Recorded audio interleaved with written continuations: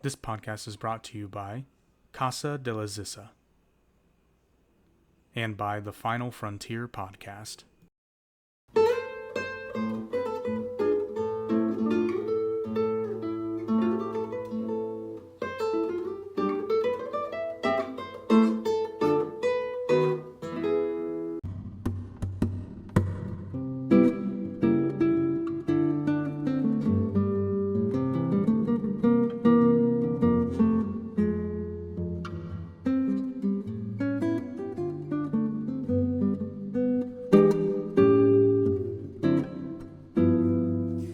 It's a joy to bring music into your home, and it's a special joy when you get to hear your children playing music and enjoying it. Many times it's difficult to know how to begin, what to look for in a teacher, what kind of guitar to get, what to expect, what do you need to prepare and make your child's experience of music not only a joyful one, but a productive one.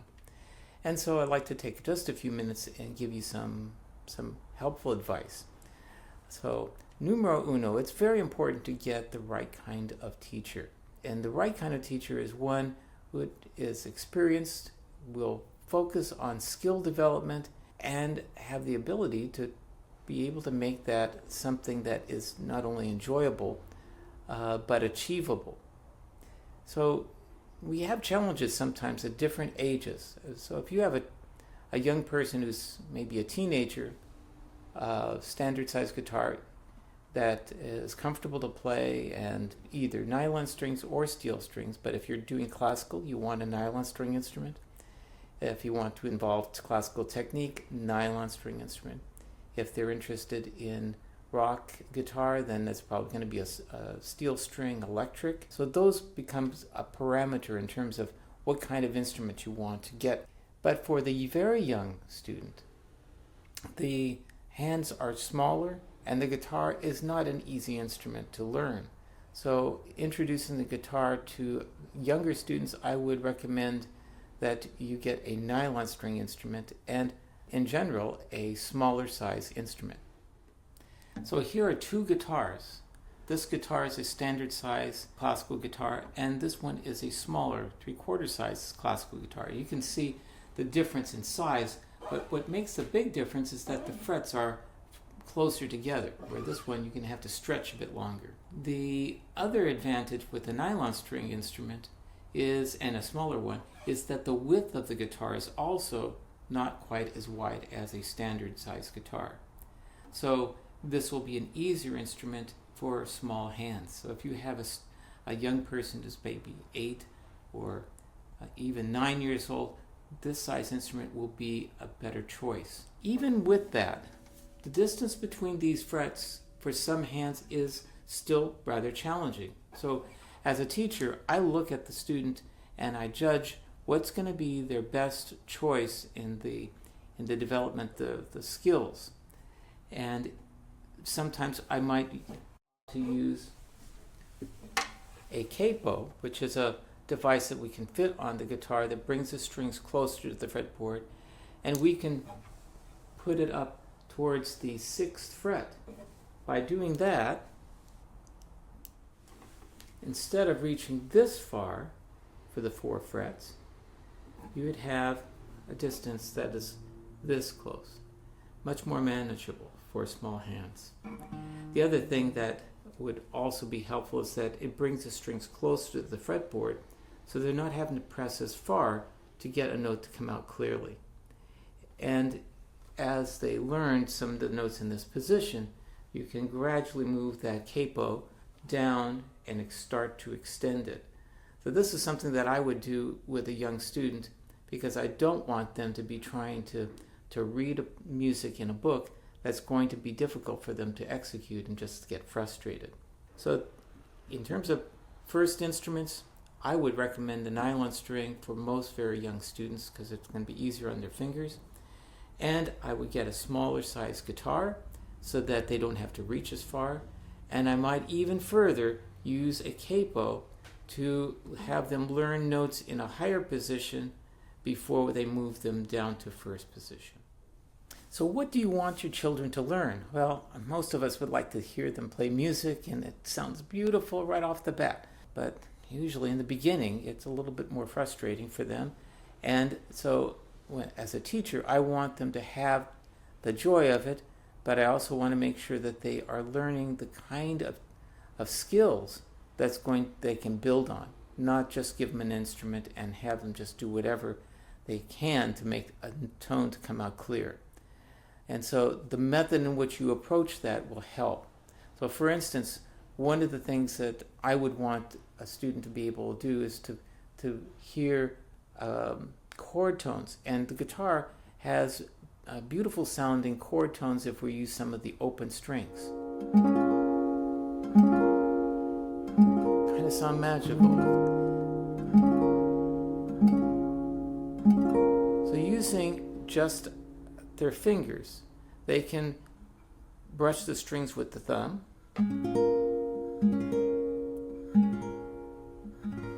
or they can do that with the nail as they're coming down. The nail will have a little bit louder tone quality. And so to create beautiful sounds, you look for beautiful things that you can do maybe on the first string with the strongest digit, the middle finger.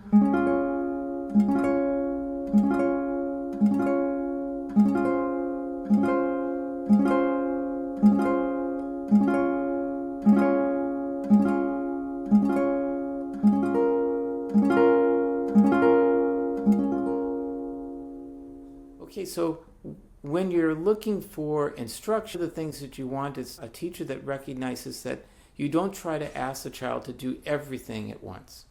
In fact, you don't ask anyone to do everything at once when you're first learning a guitar. You end up learning how to hold the instrument, how to position the fingers. If you're to learn to read music, there's the note reading part. If you combine all of those things together, it's almost guaranteed it's overwhelming. So what's the best thing to do? Well, the best thing to do is not to look at regular songbook method books.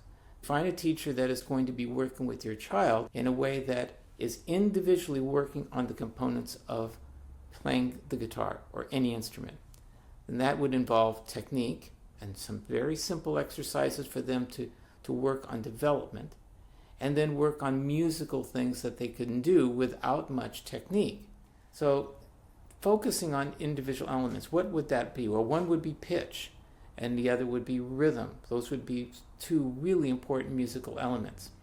For pitch, I would encourage you to have them sing simple songs that you may have already heard, like Yankee Doodle or what have you. Songs that they're hearing things move by step and they're trying to match those pitches. It can even be things that you've recorded or you have on record. Pitch identification is really important. It's not necessary to just jump right into note reading. Rhythm is a really important concept, and so there's some basic things that you can focus in on. They can learn to do rhythm by making banging sounds on the instrument, either muting the strings this way or tapping.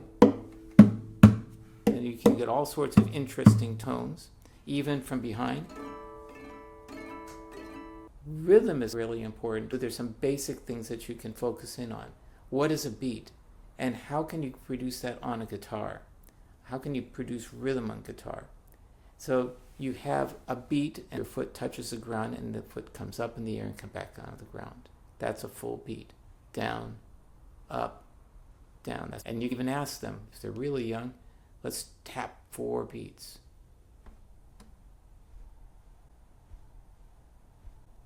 Let's tap the guitar for 4 beats. Let's tap this part of the guitar for 4 beats. Let's go back and forth between that.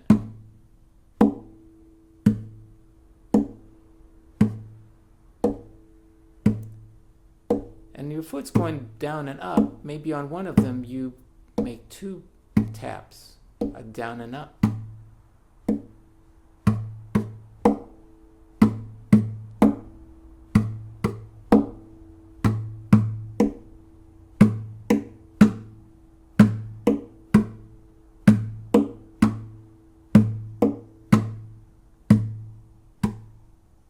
4 beats is good, and it's something that you can go back and forth and create rhythms and make that a little game. Doesn't have to be long. Could be 5 minutes. You might find it's only 2 minutes, and you stop. You say, okay, that's fun.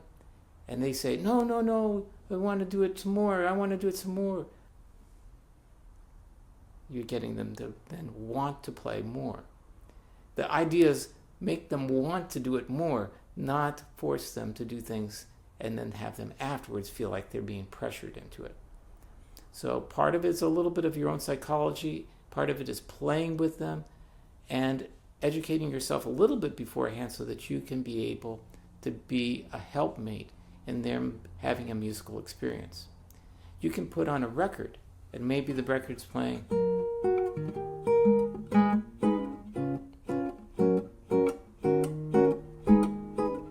And I'm tapping my foot. And they can be doing.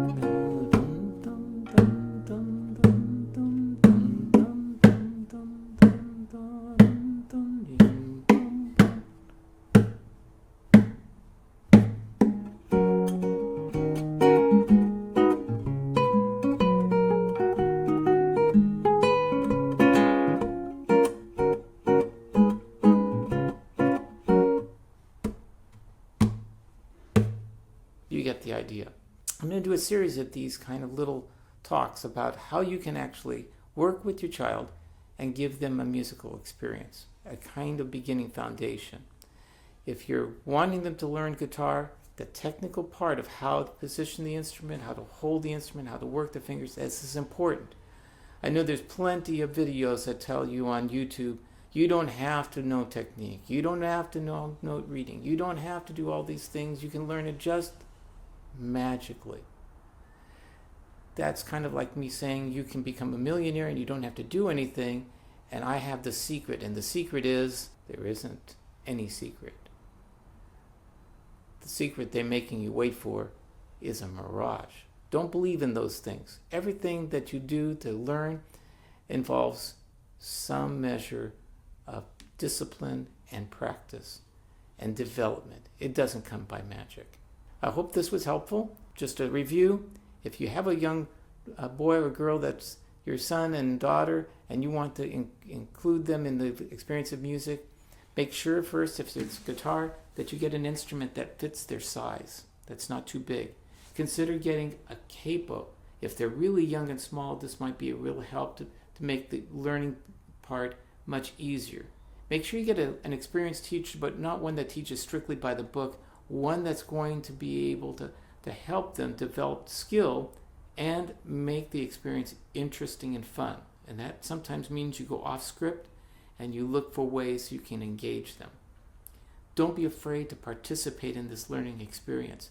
Focus on things which are musical things, such as singing and making rhythms. And you can do this by getting a drum, but you can also do it if you're playing guitar by taking advantage of the natural qualities of the instrument that can lend to making drum-like sounds or effects.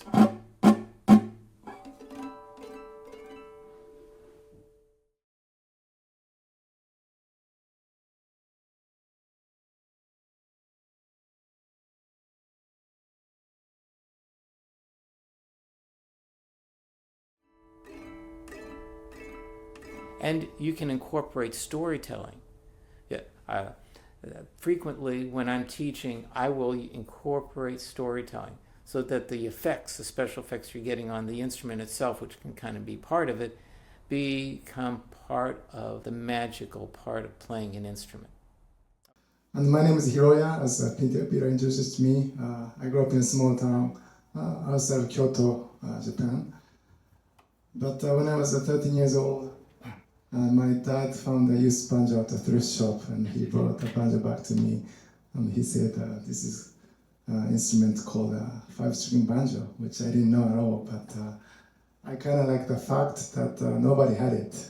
I was able to show to my friends.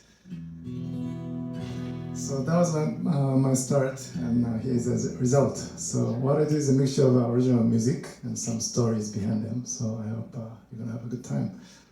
First piece was one of my original compositions entitled Confluence. And since I spent a lot of time on the road, traveling to different places, I composed a lot of music in different locations, including this next piece, which I wrote in the mountain in Utah several years ago. And after playing shows in Utah, me and my wife decided to take a couple of days off to explore Utah. And we ended up renting a Jeep, but I was scared to drive a Jeep, so I asked my wife to drive. And she drove the Jeep about a couple of hours through those very steep canyons. And after that, we got to this beautiful natural stone bridge with huge red rocks. And I had my guitar in the Jeep, so I picked up the guitar, started playing by the natural bridge, and after a while, this little piece came about, and I named this piece as the name of the place. And this one's called Gemini Bridge.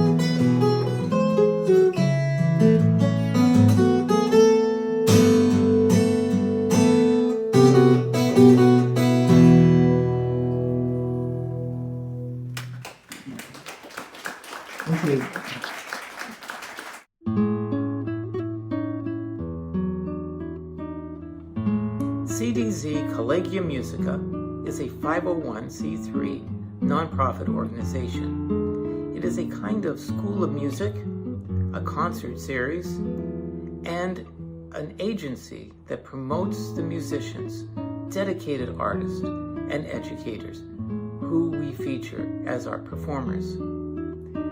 The goal of the Collegium is to bring community together through music performance. These performances vary in musical style from classical to jazz, and music from different parts of the world, from India to the Middle East, that'd be like Persia, and Japan, and China. The goal is to also educate us to how music functions, not so much as a musical universal language, because there are differences in the way that these languages of music are expressed, but to educate us to be able to be more appreciative, not only of the music, but the culture it represents. And by doing this, it brings community together.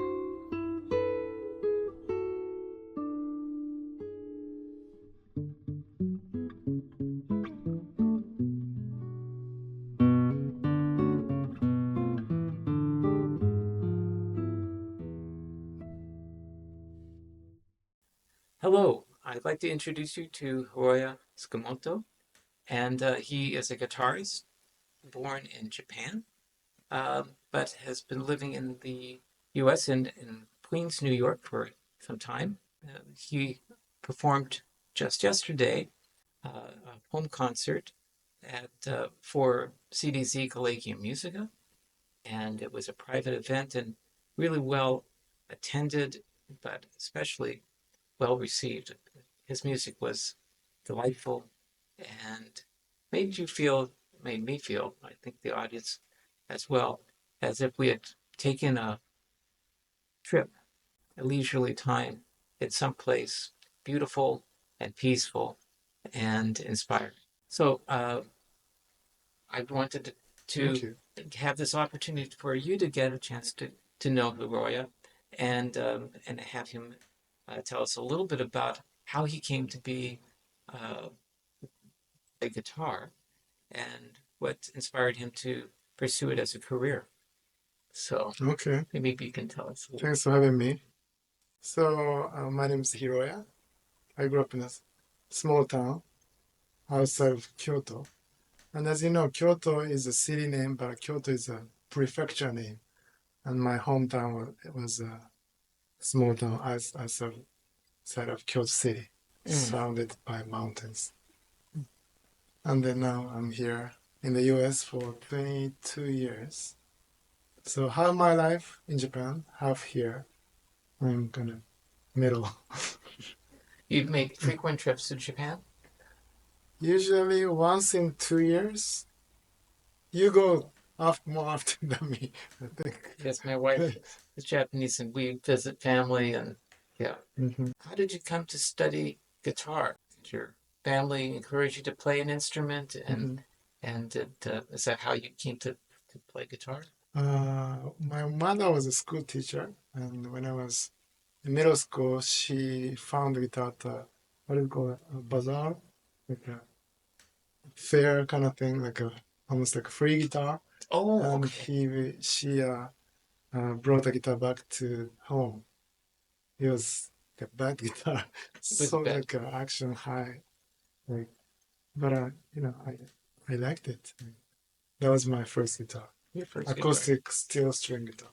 Now, was that your first experience playing an instrument? No, prior to that, I started playing 5-string banjo. Banjo? How did you come to play the banjo? So You're in Japan. my dad found at a thrift shop in Kyoto, and he bought it, and he brought it back. So what did you think of that when you picked it up?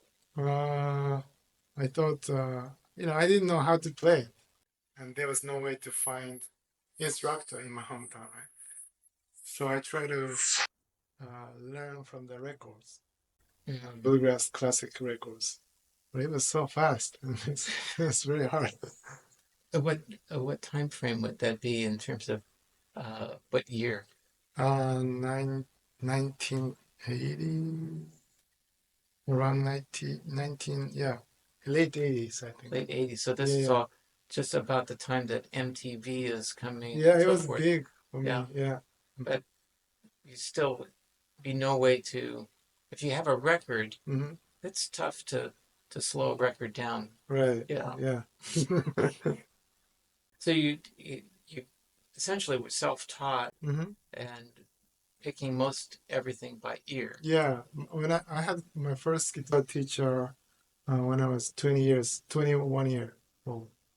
And before that, pretty much self-taught and friends. We share things, and this is cool, and what are you doing, and that kind of thing. Excellent. Yeah, that is, it takes a lot to learn an instrument Hmm. by yourself. Yeah, so I And had a really bad habit.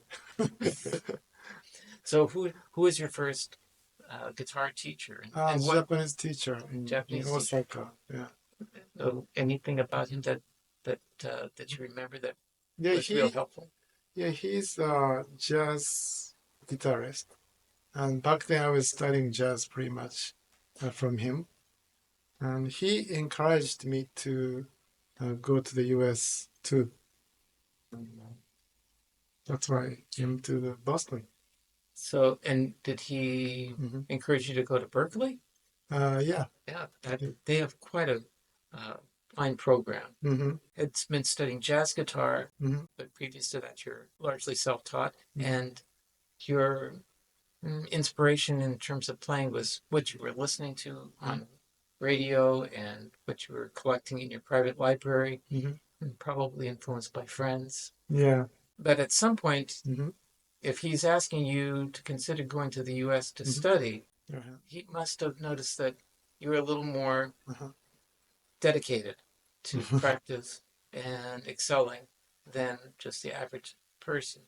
Maybe. Yeah, I would think that that must have been. And when you did apply, Hmm. uh, how did that process work out? I mean, Audition, you mean? yeah, So, the Berklee College of Music professors, a group of people, travel around the world to do auditions in different countries. So they come to Japan once a year, Tokyo and Kobe. So I took the audition in Kobe, close to Kyoto, and then I was accepted. And a year later, I came to here, U.S. oh, excellent. Yeah. You know, this is something that I did not even know existed. Oftentimes, universities don't do Mhm. very well sometimes in recruiting. Mhm. I think it's really a great idea for Mm. Berklee to have had that wisdom to send people out. Mhm. Because one of the discouraging parts is it's so far away. So Yeah, if you're yeah. wanting to attract students Mhm. from other countries, that it'd be good to set something up. But you were selected, and that means that your teacher was spot on in recommending that. Yeah. So when you decided to go to Berklee, what was your experience of moving from relatively small town outside of Kyoto Yeah. to New York City? To Boston. Oh, yeah, Boston, first. right? Yeah, Gotcha, yeah. Boston. I mean, it was a big change for me because I didn't know anybody in Boston when I moved here. But yeah, so in good way and bad way, it was a surprising. Everything was fresh. The Final Frontier podcast. These are the voyages of Jake Boger and Justin Spurr. Our weekly mission: to explore memories of Star Trek's strange new worlds, to recall the search for new life and new civilizations, to boldly go where no one has had the spare time to go before.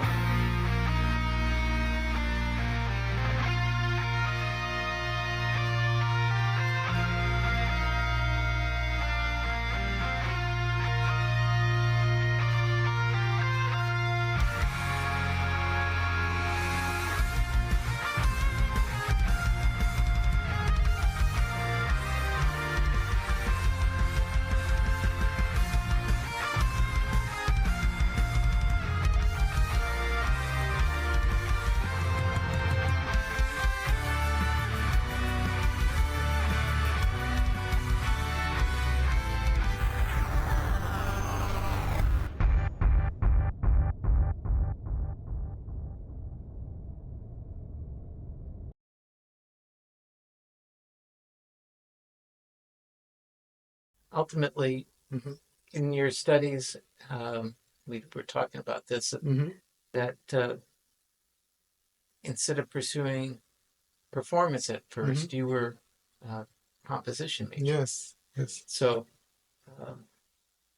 what attracted you to composition? Because I'm still consider myself more like composer than guitar player. Because I started composing music when I was in high school, and songwriting was a big part of me. And I wanted to study and expand my territories as a composer or songwriter. So I chose a composition major, but it took so much time to because I had to do like a big band arrangement for jazz band. Like, it took so much time and ended up having no time to play the instrument. Mm. So later on, I changed to performance. But that choice of being a composition major, Mm-hmm. did that impact your Mm-hmm. playing the guitar? I think so, yes.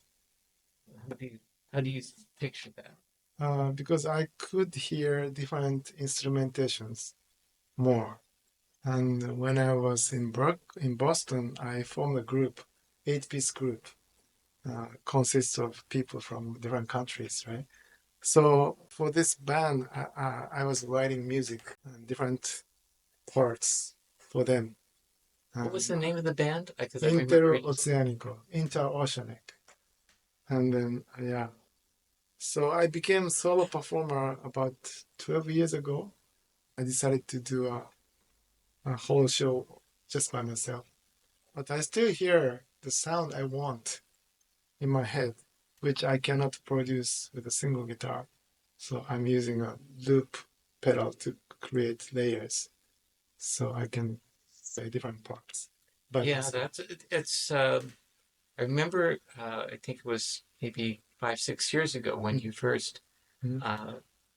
I think we were first introduced, and you performed for us out here in Portland, Mm.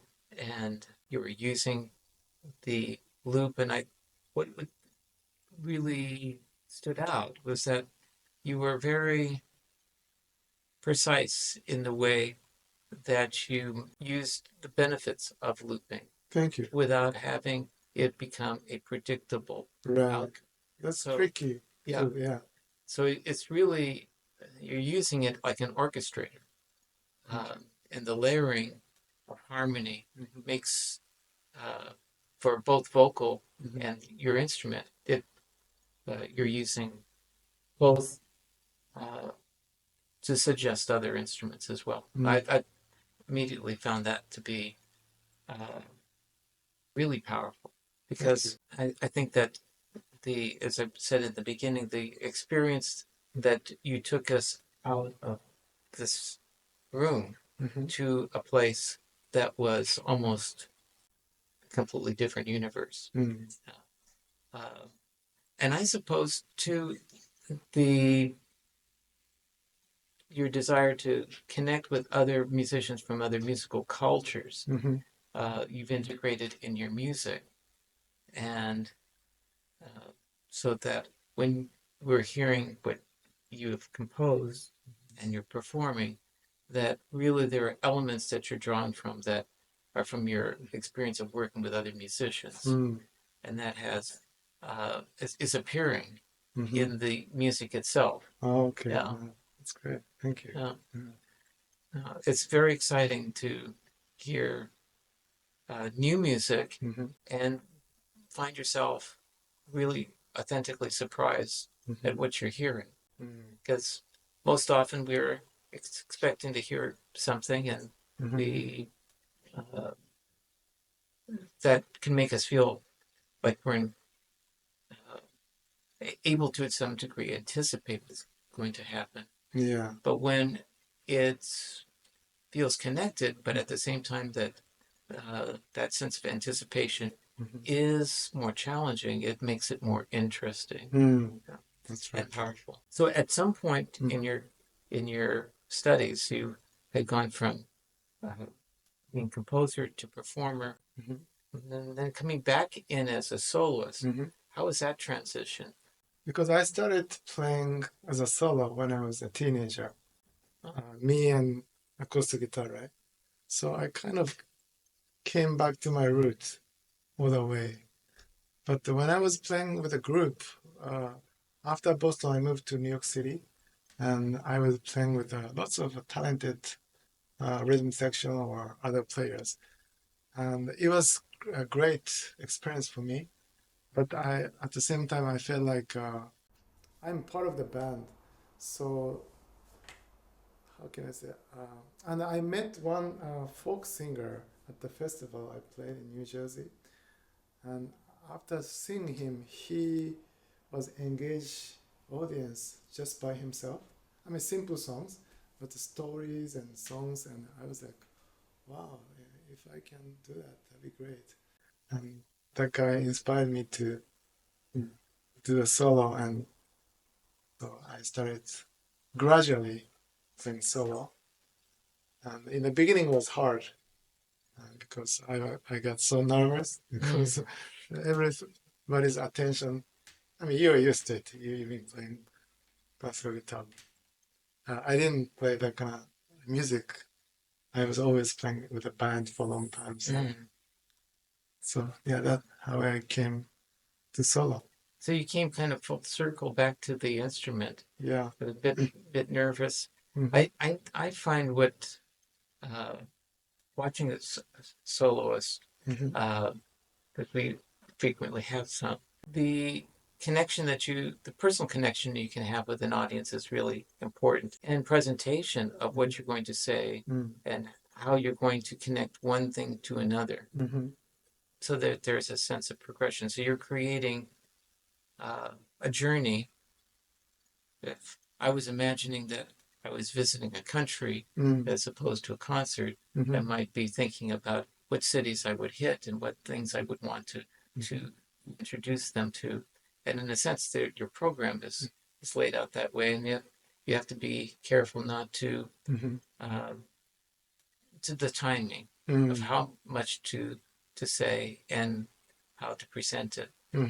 For people for guitarists that might be considering doing this, do you have any advice in terms of how to introduce pieces of music or what to be thinking about in terms of constructing something? So yeah, I carefully choose my set list, and then I put a timer for the song length, and then I do a memo with a tempo, like a simply slow or fast, or like key of the songs, and then how much I talk.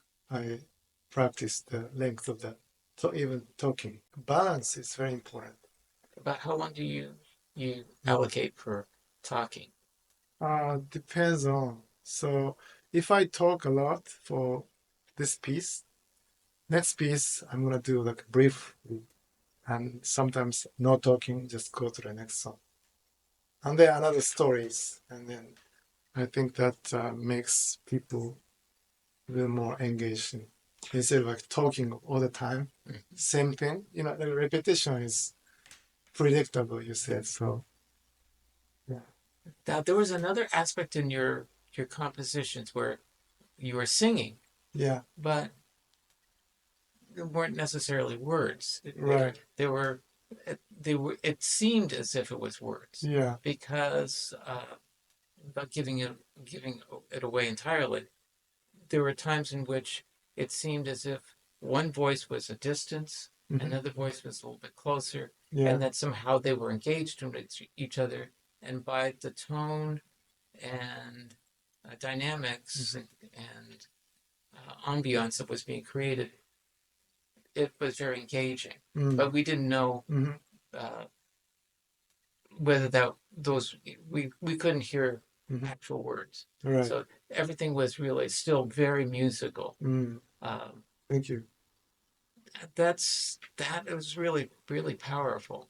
I think that for most audiences, what's really difficult, at least American audiences, and maybe not as much in Europe, because I think European audiences have a tendency to hear more instrumental music and they Oh, I know how see. to relate to it. Okay. Years ago when I was teaching, Mhm. some people would think, well, if if it was instrumental music, it really wasn't music because there was no singing or there were no lyrics. Mhm. And to try to convince them that no, that instrumental music is is music, but that the message is something that you're catching by the means. So the preparation for the audience of being able Mhm. to get them so that they are hearing Mhm. and experiencing as if you've taken them, which I thought you did very effectively, Okay. and placed them in that environment, Mhm. and now they're experiencing a world of music that is very Mhm. um, that feels not not intimidating, Mhm. but invigorating. Mhm. So I think that Mhm. hopefully I think that the advice that you gave to soloists, and this goes for groups because Mhm. we sometimes when I'm performing with other people, we talk about okay, we're going to introduce it, and if you haven't really scripted it and practiced it enough, Mhm. you find that you started and before you know it, you've talked too much, and you look at the audience and there's a little glazed look in like three or four people, and you realize, okay, better not say any more. I've said enough. Next time I'll try to edit it more. Uh, or you didn't say enough. Mhm. That you just simply introduced the piece. Yeah. So somewhere to know that balance, and then to know that if one piece seems to require a little bit more introduction to really set it up, Yeah. then follow it with a piece of music that's going to basically stand on its own without really much Mhm. and making that judgment. Yeah. So programming your songs to be a successful musician is really important, and knowing your audience Mhm. to some degree. Do you ever find that as you're performing Mhm. that you catch something's happening in the audience and you decide, okay, I'm going to make a switch here. Yeah. Do Yeah. this I do that. Yeah, Yes. that's another advantage of being a soloist. That's right. Because Yeah. if the set list is already done, it's everyone's paid. You can't suddenly decide to change the songs. Yeah. You're in Oregon, and now you're going to go to California for Yeah. time, and then you're going to go back home. Right. Um, I guess how do you find the aspect of travel? Mhm. Do you prefer performing more locally, or do you find that it really is important for you to be able to get Mhm. out beyond the comfortable regions of your uh, home? I mean, being home is great always, but and then yeah, locally, I did a lot of like local gigs in New York City when I moved there about 15 years ago, which I enjoyed it. But when I was in school in Japan, American geography was my favorite subject. So like I was always looking at the American map and I marked the places I wanna travel. So like Oregon was part of my list when I was at high school, and so that's what I'm doing now, traveling to different places in the That is U.S. great. and so many places to go. It's a big country. It is. Yeah. Um, it's 50 countries, really. Mm-hmm. That we Every states are different. Exactly. Yeah. I lived most of my life in California, Mm-hmm. and I remember someone telling me, "You're moving to Oregon. Mm-hmm. Hey, you're moving to a different country." I says, "It's the United States. I Yeah. mean, it's not a different country." Right. But as soon as I started living here, I realized, Mm-hmm. no, it really is a different country. Mm-hmm. I thought that I understood Mm-hmm. those that essentially what we experienced in one city in one part of California. Then I visited other parts of the world and other states as well, and Mm-hmm. it is an amazing dynamic that as soon as you land, Mm-hmm. and even when you're at the airport and you go and you order yourself something to eat, or Mm-hmm. you're mingling with the folk, that there's a whole other world, and it's very exciting to be Mm-hmm. able to do that.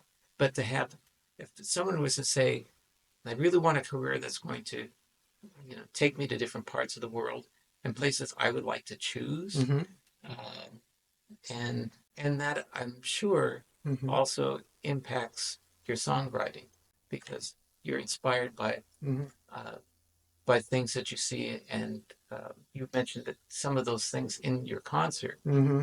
Wrapping things up a little bit, you've got a new album and musical project that you just completed and presenting. Yeah. You want to tell us a little bit about that? Yeah. So I recorded this album last year in the recording studio in Alabama, in the middle of the woods in Alabama. The album before that I did was a live recording at the recording studio. And we brought a live audience to the recording studio. And I put all the pedals and same as the concerts. And with lots of sound and layers and voice. But for this new one, I decided to do something opposite. So I just brought one guitar and just no layers, one time only, kind of simple acoustic guitar music. Wow, that's great. Yeah, thank you. Yeah, I think that's. I'm looking forward Thank to you. listening to that CD. Thank you. Yeah, for our viewers, the aspect of creating the kind of complex sounds that you do in a live performance with all Mm-hmm. not an overdone technological sense, but one in which complements the music that you've written. But also, if you're doing something that is strictly instrumental without uh, out those things, it it shapes a different kind of dynamic. Yeah, exactly. And Yes. I can imagine that the environment in which you Mm-hmm. composed and performed the music Mm-hmm. played a role in the outcome. Yeah. So I look forward to experiencing that. I feel Thank like you. I may never get to Alabama, but I'll get to visit it through your music. Thank you. Yeah. I hope for our viewers that if you are interested in uh, knowing more about Hiroya, that you will visit uh, his webpage, and he's got a lot of recordings that are out there that you can sample from. There's so many different distributors nowadays Mm. that worth doing, and also to check out whether he might be visiting your neighborhood, or even better, when you talk to people that are in your neighborhood that might say, I heard this guitarist, and we really should have him over and do a concert for us. So thank you No, thanks so for this much. interview, Thank you and very much. look forward to seeing you next year. Yes, I look forward to coming back to Oregon. Yeah. Take care. Thank you, Peter.